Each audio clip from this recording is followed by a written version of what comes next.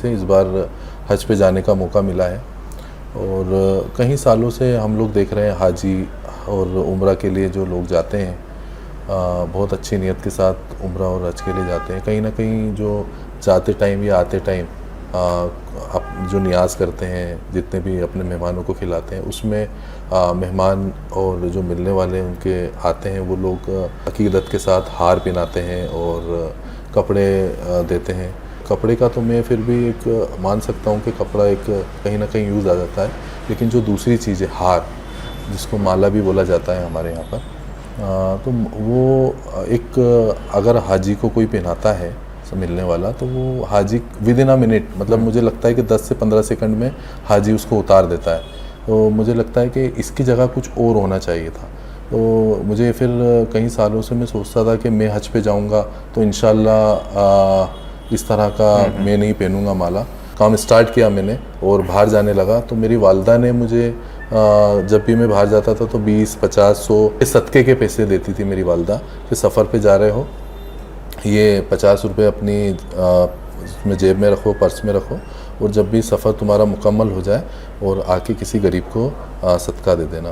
तो यही एक तरीका है हाजी, इस तरह की जो फिजूल खर्ची है, जो हार और माला 100-150 रुपये की आती है और 10-15 सेकंड में उसे उतार दिया जाता है, तो इसकी जगह हाजी के लिए सामने वाला सदका कर दे, जो भी मिलने वाला है उसका शुभचिंतन, मतलब उसके खैर ख्वाह है वो उसके लिए सदका कर दे। अब क्योंकि ये जो रस्म शुरू हुई होगी मुझे पता तो नहीं, लेकिन एक ख्याल से मैं बोलता हूँ कि हार और माला की इसलिए शुरू हुई होगी कि हाजी जो पिला रहा है, हार पिला रहा है, उसको याद रखे, अपनी दुआओं में याद रखे।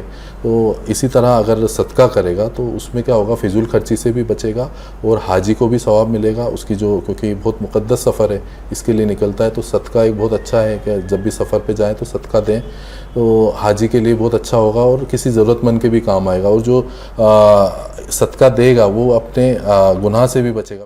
और सदका देने के लिए अगर किस तरह से दिया जाए, अगर ये मेरे से आप पूछें तो मेरा इसमें सोचना है कि अपने शहर में कई तंजीमें हैं, ऐसे इदारे हैं जो जिनके गुल्लक रखे हैं शहर में जगह जगह, और उसमें सदका ही डाला जाता है। अल्हम्दुलिल्लाह हमारी भी आदत है, घर में सब लोग सदका डाल के ही जाते हैं घर से।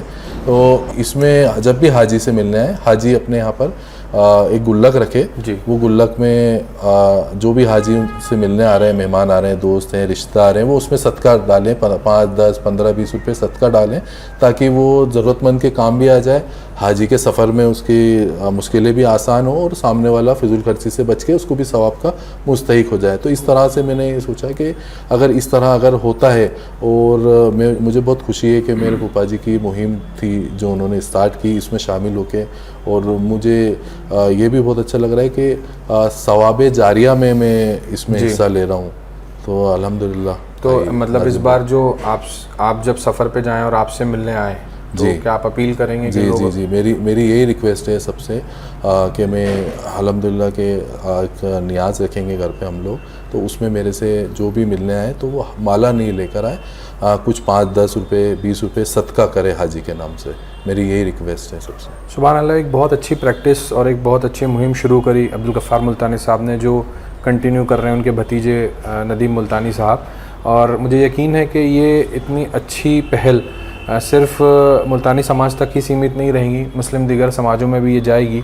और वाकई में जहाँ पर फिजूल खर्ची से हमें बचना चाहिए और हमारा मज़हब भी हमें यही सिखाता है, तो इस प्रैक्टिस को करके, यानी कि इस सदक़े को अदा करके इंशाल्लाह हम इस अच्छी मुहिम को आगे भी बढ़ा पाएंगे और लोगों की मदद भी कर पाएंगे। बहुत शुक्रिया।